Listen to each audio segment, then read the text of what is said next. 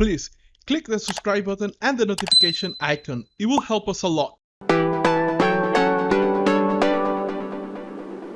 Hi, this is Rodrigo from Fairfreak Studio, and this is a Creative Hustler Show. Today's guest is Mikel Mujika Amann. He is an amazing illustrator, character designer. He's a self-published book author and of a book called Goals, which pretty much has 136 illustrations of famous female characters. And now he's working on his new book that hopefully is going to come up this year. And we are very excited to know about it. So welcome, Mikel. Hello. So first of all, for the people who do not know about you, can you tell us a little bit about your history? How did you get started into art? Pretty much how did you get to this point? Well, yeah. So I've always drawn since I was little, but here in Spain, when I was in school and stuff, like my family and my surroundings were like, art is just a hobby, so you better do something productive with your life. And I was gonna do architecture. I did the whole high school, like my entire high school was geared towards architecture, and I took all the physics and all the math classes, and then one of my teachers who was giving me like a little bit of like a computer science class, she noticed that I was really good with Flash, with Adobe Flash, and I was able to create like really fun animations. So she started talking to my parents, and pretty much like in 5 months, she convinced both my parents that architecture was not what I was meant to do, and I was meant to do art. So they decided to send me to Florida to study to Ringling College of Art and Design, and I got accepted. I majored in computer animation for 4 years, and then I decided to focus on character design, concept art, visual development, and illustration. So that's me. I definitely can identify with you on the part that when people were telling you that art was not like a future, something that didn't have a future, pretty much I was the guy who was spending. Although that kind of my fault, but instead of paying attention to class, I was like drawing always something in my notebook, and that got me into a lot of problem, and that got me also to hear a lot of teachers saying that I wasn't that art didn't have a future, that I should put my attention to something else, and I do feel like this feeling of revenge of like I'm making it into art. So Yeah. yeah, there is something like that. What was well? You pretty much went to study to the U.S. How was your experience into adapting into a different country and learning from it? I had a similar experience backwards, I think, because I went to Europe, and that was like a huge eye-opening on many other areas in life. And I think I got adapted very well, but I did met some people who in their travels, like they had like a hard time adapting because it was so different. So Yeah. how was your experience adapting to pretty much? I was pretty lucky because I was able to. So my parents were like, "Let's try this. Let's dip our toe in, not plunge into the pool head first." So I did like a pre-college type of experience. It was 4 weeks at Ringling at the college, and so we took classes and we did art and stuff like that. And back then, I didn't even have art class, so I went in, and that was the shock. I was like, "Holy crap! I can literally just draw everywhere." And it's an old art school, so everywhere you went, it was art, and it was good. I was really shy. I was really shy at the beginning. I didn't speak the language very well, so I got over that. Those 4 weeks were very, very, very interesting. Back then I was like 16, okay? I was like a baby. And so after that, when I applied back to like go for college, I was a little bit more confident. I knew a couple of people that were also applying, so I was like, okay, at least I'll have some friends, which is not bad. And then when I went for actual college, I still did not speak the language pretty well, but I was like, I don't care. I'll just draw and I'll write if I have to. But but then it was cool. Actually, the friends I met my freshman year, the friends I lived with my freshman year, are my best friends now. And I got over my nervousness and my shyness pretty quickly. But yeah, the American culture was way different than European culture for sure. I could not pick up any references that they were throwing at me. I was like, what? Okay, sure, huh, yeah. But I got used to it. Now I think I have it. So Nice. Well, you just mentioned something very important, that you used to be like very shy, and pretty much introvert. I know a lot of artists who are really, really introvert. Now, I've been luckily and weirdly enough into the area of, let's say, into the tech industry, in developers and things like that, and then the art industry as well. And something that I notice is like people who are introverts in the tech area, at least they have like this kind of logical thinking, and they are able to pretty much put together like a kind of a system to socialize. And but there are people like on the contrary, they are like very shy, and it's really hard for them to overcome the shyness and also the introversion. And I think that well, for what I've seen, if you go as a pro into the art industry, like you have to be able to communicate and to connect with people and make friends and socialize. So, can you tell us a little bit more about that experience of overcoming shyness? yeah, well, I was the thing is I'm an extrovert, but I'm an extrovert that at first I come off a little shy. Like it takes me a while to open, but once I'm open, like you're in for the ride. Yeah.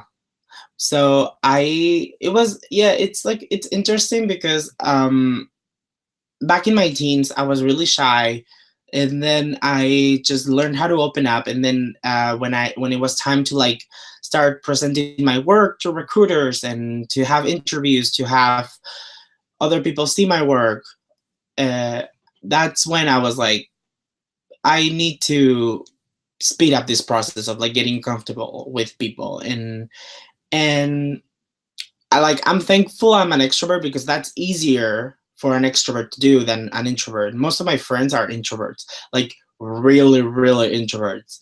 And it takes them a while to like get comfortable with someone, talk about their work with someone. So I think things like CTN helped me a lot, where like you're just thrown into a place with like 400 artists, which like 50% of them are like artist gods that you're just like, oh my god, I studied your work at school. Why? How can I talk to you? And then other people are like the same as you. They're just students, or like people who are trying to get the work, like their foot in the industry. So it made me realize that I needed to like stand out, to be remembered, to like let my work speak for myself, because that way, out of all the faces that they see during the day, like they'll remember at least mine, because my work impacted their eyeballs. So yeah, that's Yeah, that's the experience that I had. yeah, definitely.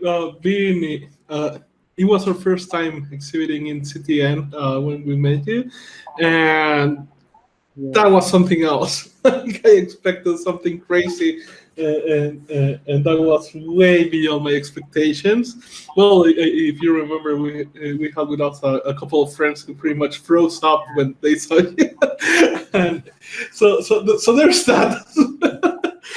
But well, I asked this because on the contrary, I used to be like a very deep introvert, but at the same time I had this kind of thinking of the engineers, let's say. So my even now people believe I'm an extrovert, but it's because kind of I have a mental system of how to uh, pretty much communicate and socialize and navigate social encounters. But to be honest, like one of the reasons why I don't use Twitter much, because and mainly is because I wasn't able to put together this complex system that I have here into the 160 words that it was, and it's like, why? How?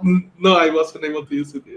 But anyways, coming to you, like you just mentioned as well, to uh, that one of the ways that you tried to do was to impact people through your art, and I think that you managed to do that amazingly because your art is amazing, and the colors and all that is really eye catching.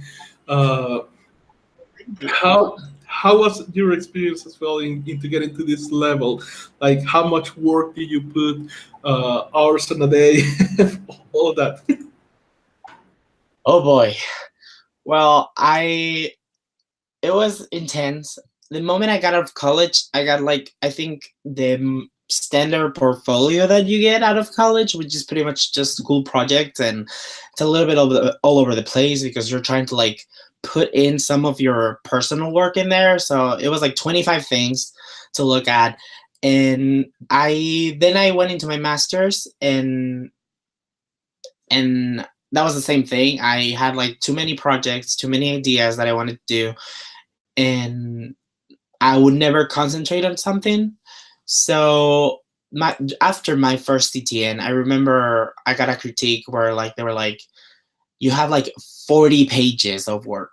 You need to like tone it down. You need to like concentrate on something. You need to like give us one thing that you develop it fully. So I was like, okay, sure. And I took Sleeping Beauty and I just focused on that for like a year and a half.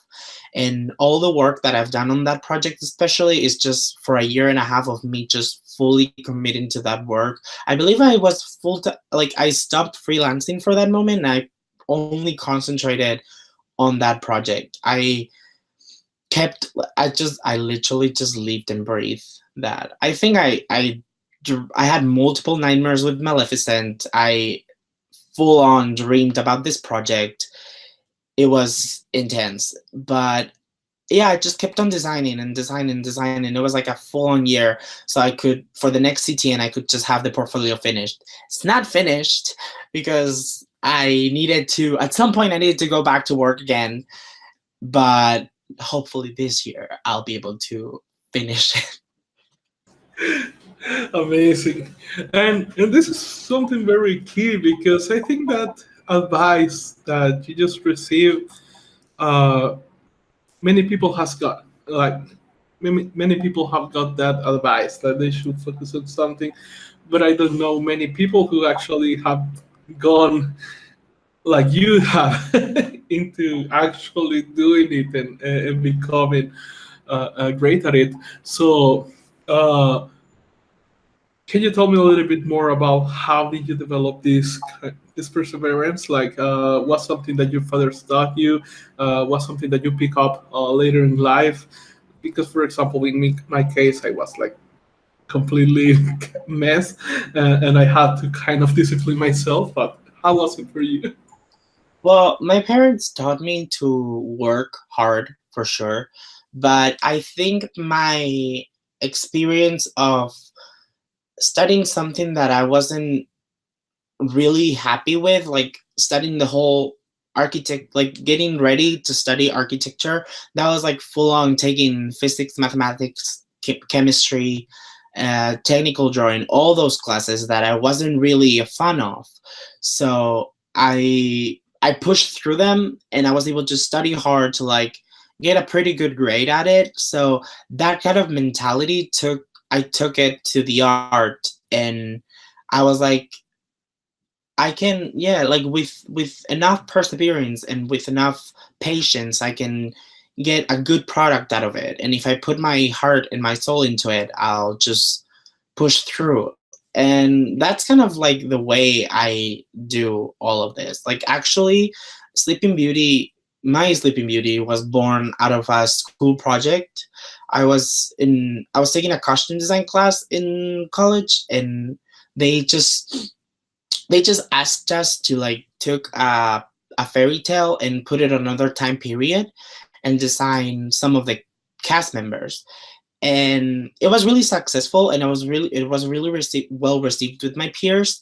So right after graduating and after getting that critique, I was like, my style has changed, so I need this project to reflect my work.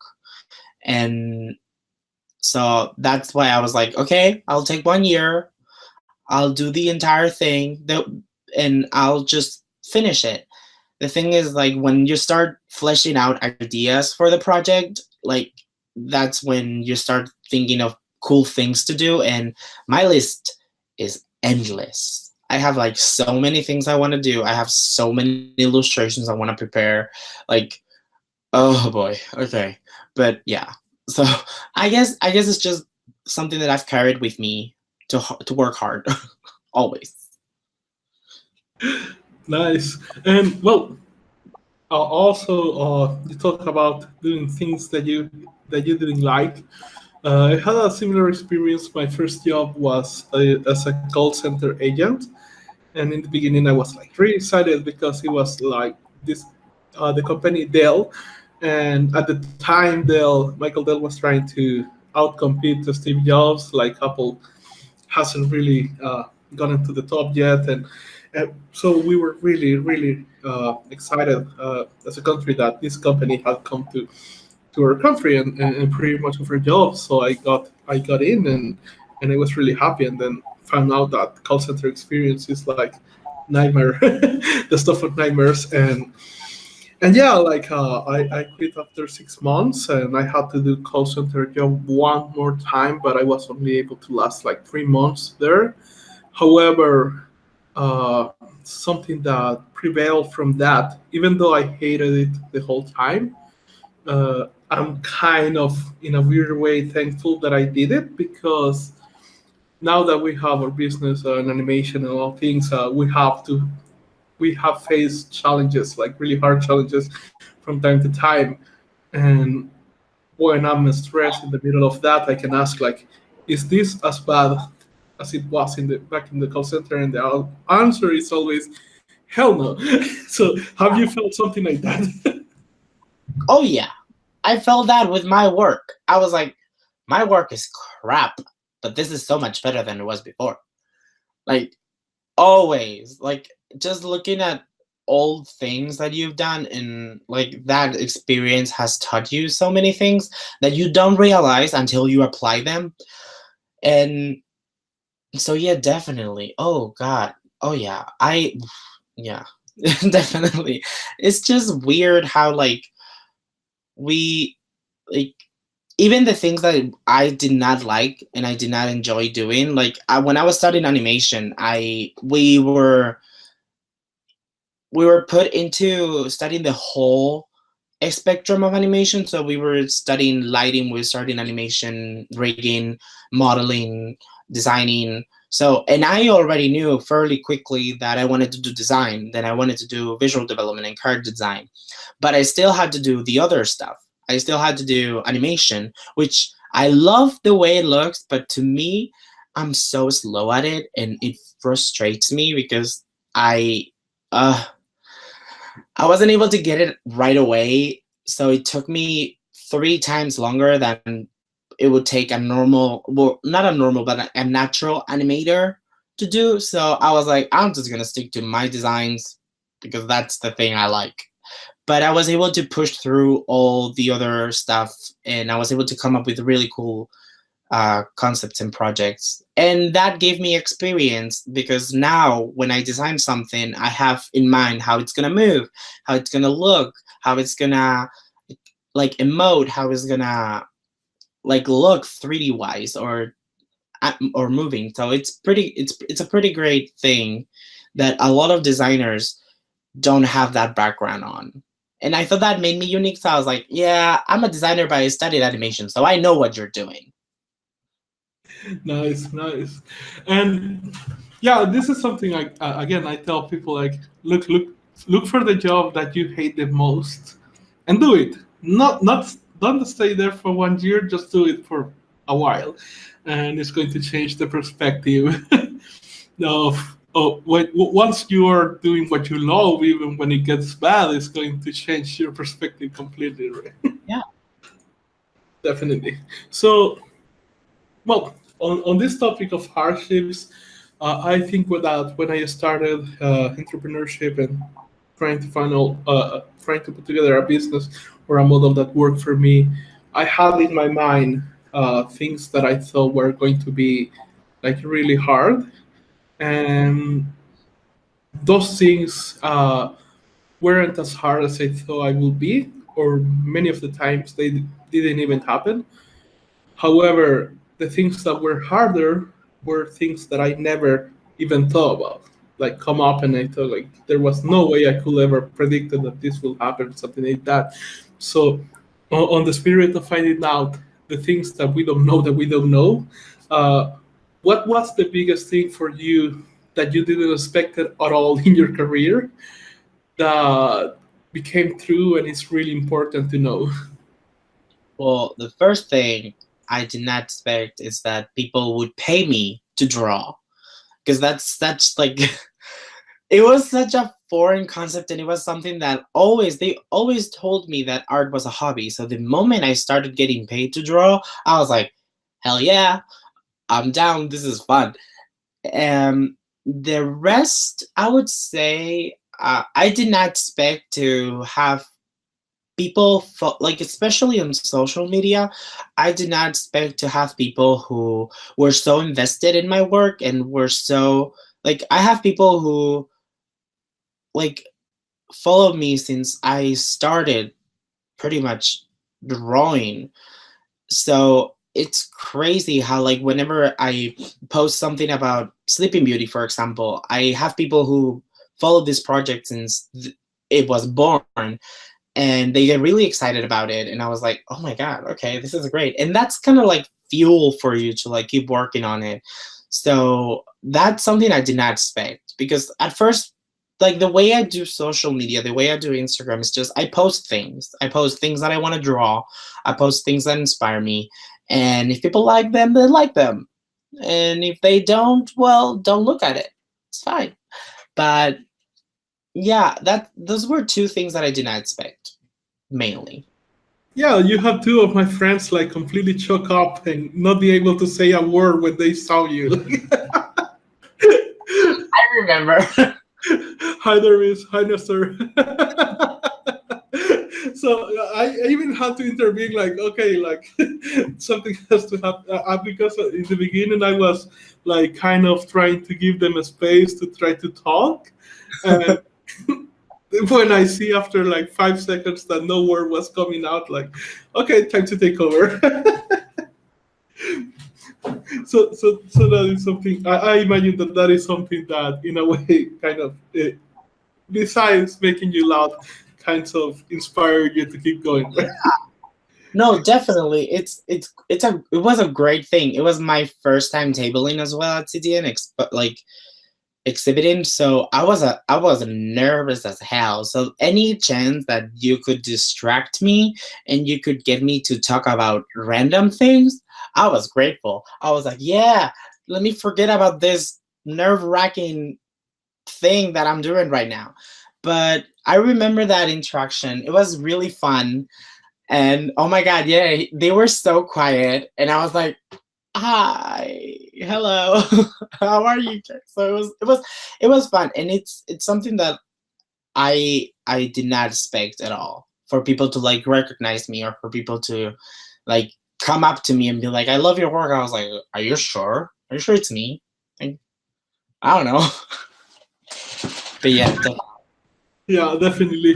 And if you were to meet like a young, driven student of art who is about to enter the real world, let's call it, uh, try to make themselves a name as a career in the art profession, or in the creative industry, what advice would you give that person, and what advice should they ignore?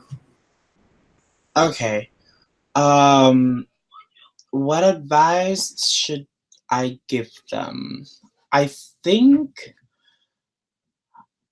I think my biggest advice is the one that I live by is let your work speak for you. That's something that, because if you put your heart and your soul into your work and you make it as personal as you can and you make it towards that job that you're dreaming of, you won't have to say anything. Even if you're a quiet person, or you're an introvert, or you're very shy, but you have a badass portfolio that showcases how awesome you are, people will love it. And like, you won't have to say anything. You would be just like, here's my work, I'm this great, I'm this awesome, and you'll take over.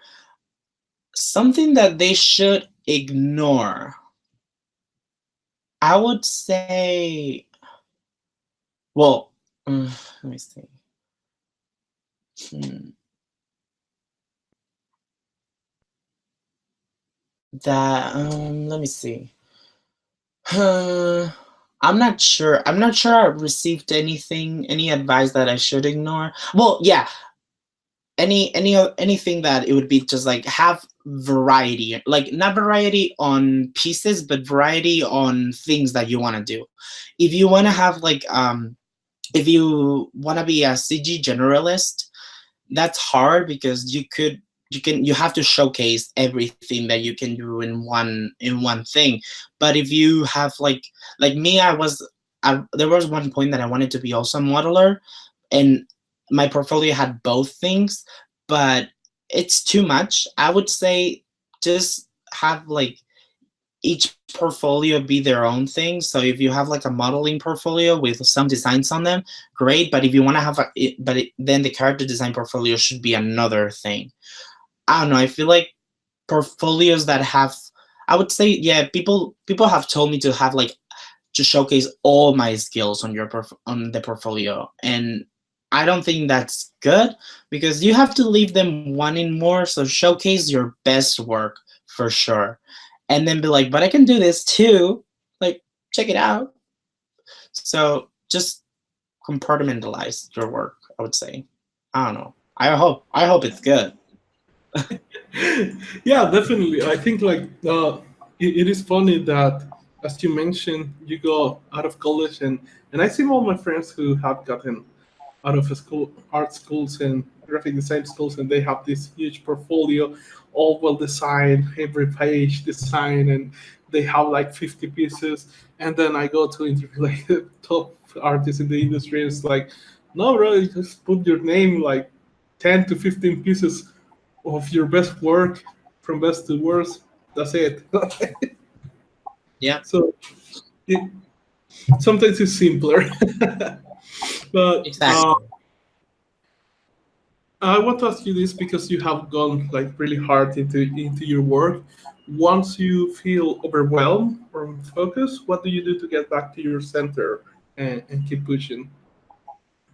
I I either draw fan art or something that it's familiar to me. If I want to draw a character out of One Piece or you know stuff like that, that like lets my brain breathe for a bit because it's something that I'm doing that I don't have to be like 100% being like designing or thinking about how this is. So it's just like it's a silly drawing or something, and it's just that. Or I find another artistic outlets. I was um I got into doll customizing like pretty late. Like I just got into it last year, and it's something that I've done because I get to like paint them with my own hands using pastels and using like watercolors and using that, and that takes me back to a non-digital area.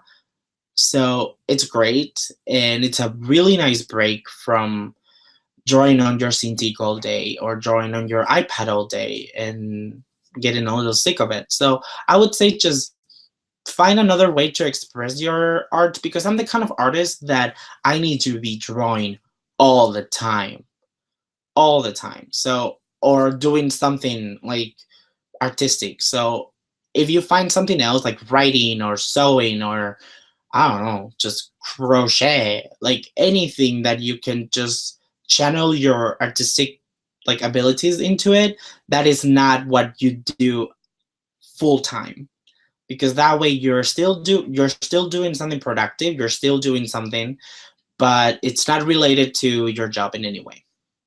Something like that. Nice. And have you ever had like an experience that felt like it felt completely like a failure in the beginning, but ended up setting you up for success later on in your career? Well, I would say I had a hard time doing interviews in college, mainly because being from Spain, the moment I got a little feeling that the moment I said I was European, or the moment I said I would need a sponsorship to work for them, that's when their faces changed. And it happened multiple times because they were like, "Oh, so you're from out the US." And I was like, "Yeah." And I know that's more expensive for a studio or for like business to like actually hire someone from a foreign country, because the visa and it's thousands and thousands of dollars. But that's something that I've noticed multiple times during my interviews, where they were like, "Oh, yeah, okay." And my American friends did not have that problem. So I felt like it was kind of just like, okay, I see. But that did help me to see like that helped me to see that it wasn't my time, that I wasn't ready, and that I was better off going back to Europe, doing more of my work, concentrating on my work, and then realizing that I can make a name for myself, that I should start freelancing, that I should start doing my own work, and then still like keep my name in the loop on studios, industry. Like I've I've been able to meet so many artists that I admire on these past 3 years, and artists that have remembered me. And even though I don't have a full time studio job, I'm still around those people. So yeah, I would say I chose one of the most difficult paths for sure, because making a name for yourself doing just freelance work, it's hard, but it's super rewarding the moment that you get recognized. So definitely. Yeah, I think that is something to have in mind as well. Like, for example, we were able to register our business in the US, but we have Mhm. to pay ourselves as a freelancer, because if we pay like on a payroll, we have to pay a lot of taxes because we are not from the US, even though we are the owners of the company. So Yeah. California has a lot of crazy taxes as well. Like the last time I was able to go to CTN like 3 years ago, and then when we came back last year, like all the prices have gone up.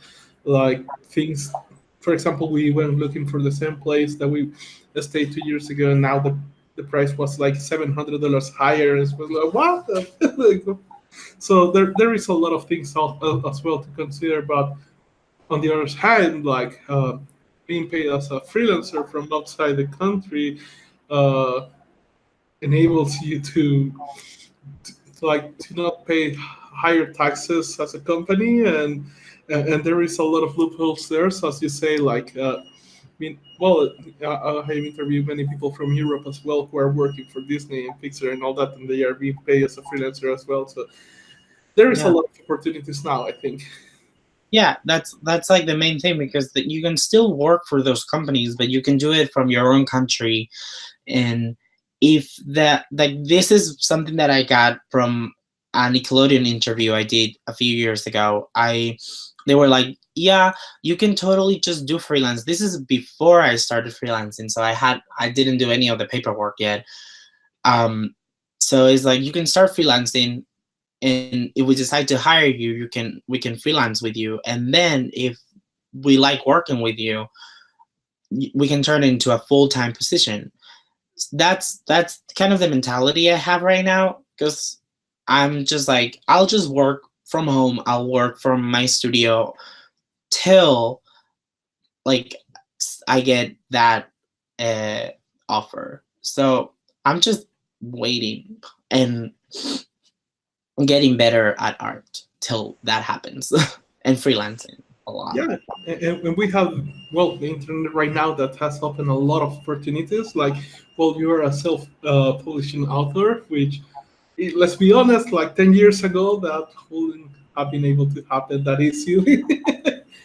So, what was your experience like publishing your own book? And Oh, that was it was interesting because I had no idea.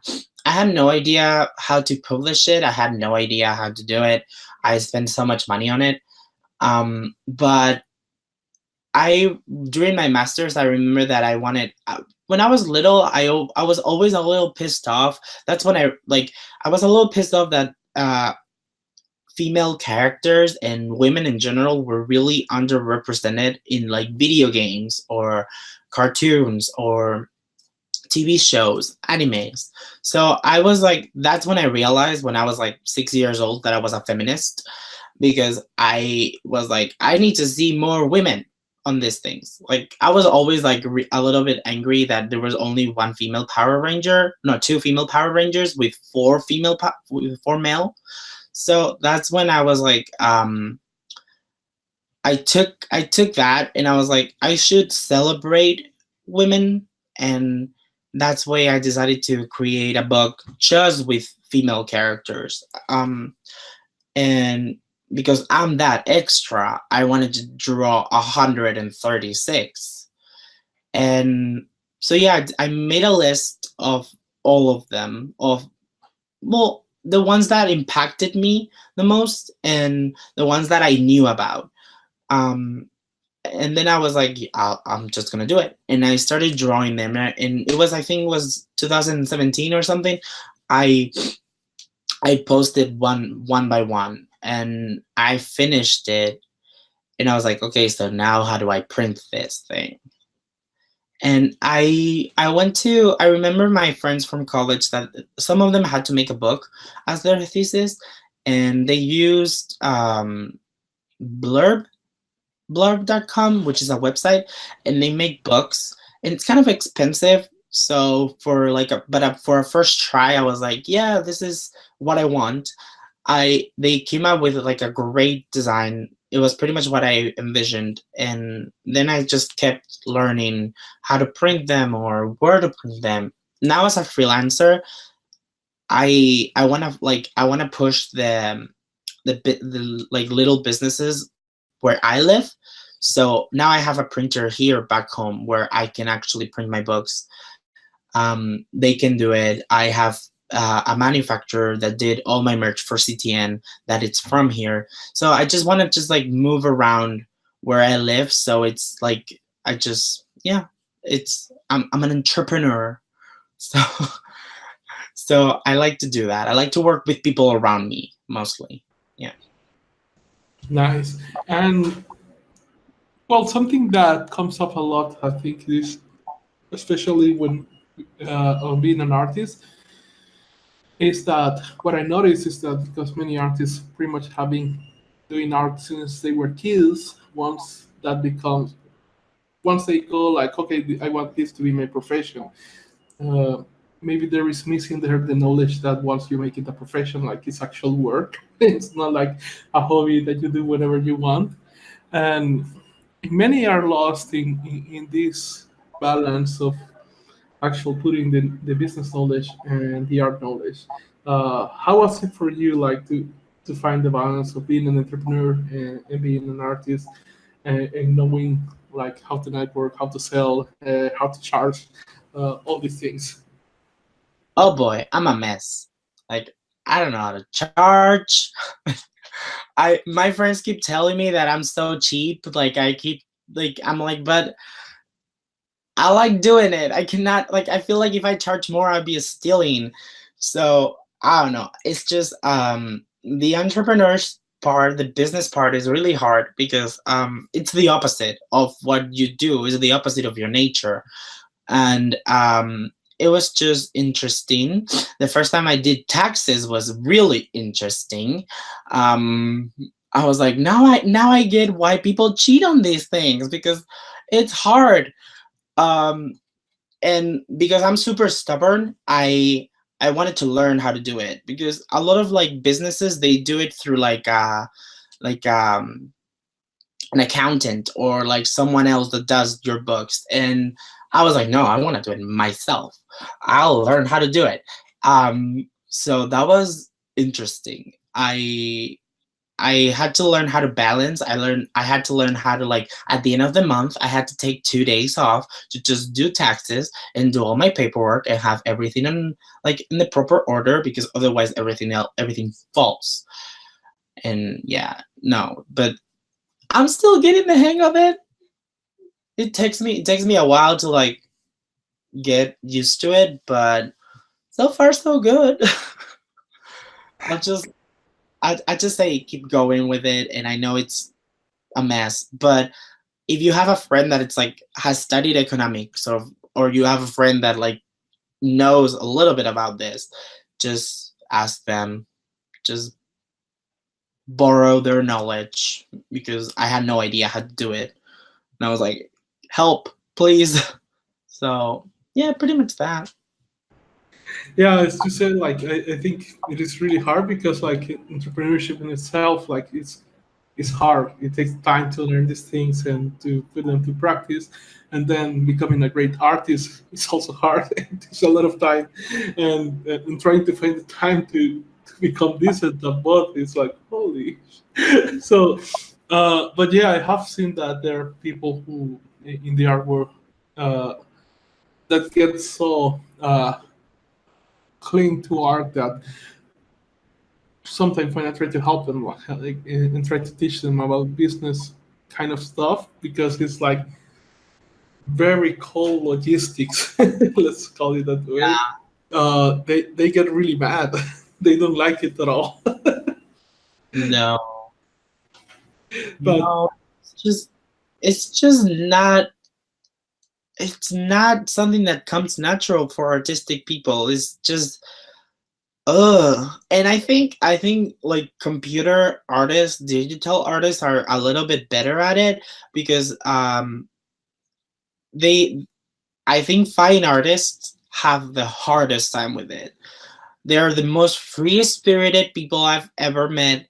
So it's just like it's so foreign for them. It's so not in sync with what they do or who they are, that it's just, yeah, it's really hard. It's really hard to like get that, and also sell yourself, because you have to constantly sell your work and sell yourself.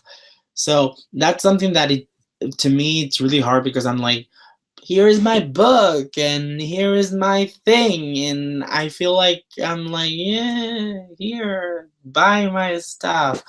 But yeah, that's something that is just like, I don't do it as natural.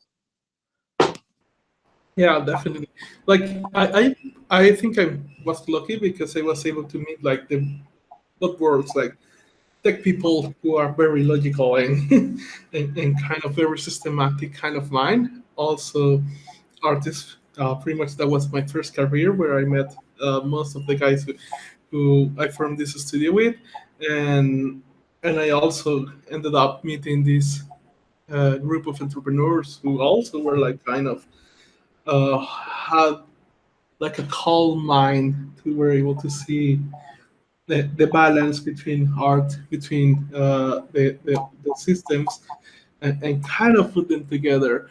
And even met a couple of friends who were like who had that balance so great that, for example, they were like you that like, oh, I need my art, I need to be able to focus on this. Some of them were musicians, some of them were more like painters, and they were like, for example, one of them, and this is one of the first hardcore examples that I saw was that he pretty much built a business around accounting which was like, this guy is an artist and he's building a business about accounting, and he was trying to pretty much, there is this system in the US called QuickBooks for the accounting, and it came this new system called Zero, and what he was doing was translating all the information from QuickBooks to Zero for those who wanted to make the transition. And he pretty much found a way to automate it. So pretty much he worked like 30 minutes per week on the business, and was giving him a lot of money, like a lot of money. And then with that money and that free time, he put his music studio and started like doing music all day. And it's like, having that around was amazing, because I was able to learn from them, and I thought like, wow, this is amazing. Like, if I can grab this knowledge and give it to my friends who are artists and who are struggling, this might help when I claim to give to them all this knowledge about systems and stuff and automation. Like, they hated it completely. Yeah. No. You like, also you have to like jump into it. Like the whole CTN thing. That was my first time tabling, and I was like pulling out everything that I could have at like all my manufacturer. I learned how to make so many things. I went to a letterpress like business. I was able to like learn how to like do all those things, how to like make it for way less cost. Like I was able to like learn how to like take shortcuts with that. And I think that's part of the business, and something that you don't know until you are forced into it and you have to do it. And when you do it, then you realize, oh, I was doing it wrong all along. So yeah, that's something that you have to do. So you better get used to it. Yes. I'm going to make you a really hard question. Uh, let's I'm say ready. you wake up tomorrow and you wake up in a different dimension. Now everything looks kind of the same. You have your house, you have all your tools, you have all your knowledge, experience, and pretty much skills. You have $500 in your pocket, but nobody knows about you, and you don't have any of your art. What do you do to get back to this position, professionally speaking, as soon as possible? Okay. Um, I start painting with blood. I'm just kidding. Um, uh, no. Well, I would. I guess I would. Let me see. There's. I would just start. Oh, that's hard, because I would say buy pencils, buy paper, and borrow someone's phone and create an Instagram account. I don't know. Uh, um, I would say just start working, start selling my work. Just drawing, because if I don't have any of my work, I need to have something to showcase. I would probably find a side job washing dishes at a restaurant or something while I draw, just to get more income. Um but yeah, like just work. I would start working right away. Like I need something to showcase. I need something to like be like, I'm an artist. See, paper here. So I would say something like that. And I would start meeting people. I would start introducing myself. I'm like, hi, I'm Mikel. I'm an artist. I know how to draw. I draw really well. I draw pretty pictures. Stuff like that. I would just talk and draw and work. Nice. So, when can we expect your new book? Hopefully by this year's CTN. Hopefully by November, by Christmas, for like like clients and stuff like that, for consumers. Um, I just have a lot of things. I want to do a lot of illustrations. I want to do a lot of like cool designs. So the moment is ready, you'll know. Awesome. And if people want to find about you online, where would be the best place to do so? Instagram. I would say Instagram, Twitter, and yeah, that's it. I post almost daily or at least weekly on Instagram. I post all my art. I post all my, not my crazy thoughts, because I don't really post thoughts, but like stories and stuff like that. And if you want to reach me, if you want to message me, I answer to every single thing. Like, I hate having those requests on the corner on the Instagram messages. So I go through all of them. I answer to all of them, at least the ones that they're not creepy or offensive or that. If you're nice, I'll talk to you. Awesome. Nice to know. Is there any last advice that you would like to give to people listening to us that we haven't talked into this interview yet? Mm, do not actively try to find a style, because that's something I get a question a lot. It's how do I come up with my own style?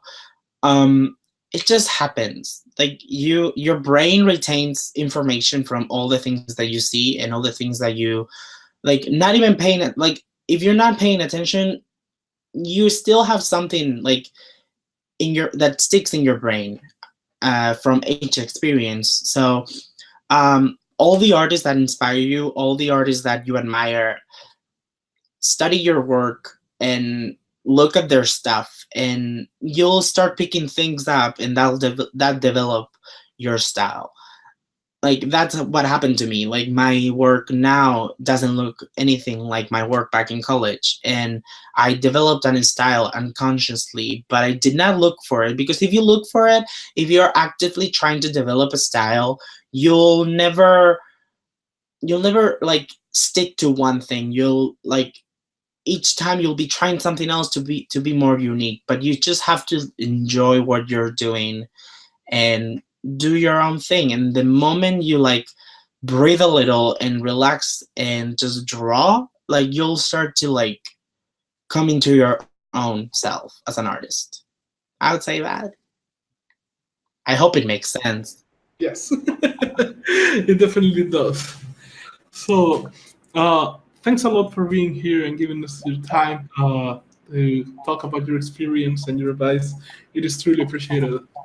Thank you so much for having me. So, this has been the last episode of the Creative Hustler Show. If you like it, please share it with your friends. Also, click the like button below, and yeah, leave a comment if you're on our site. Until next time.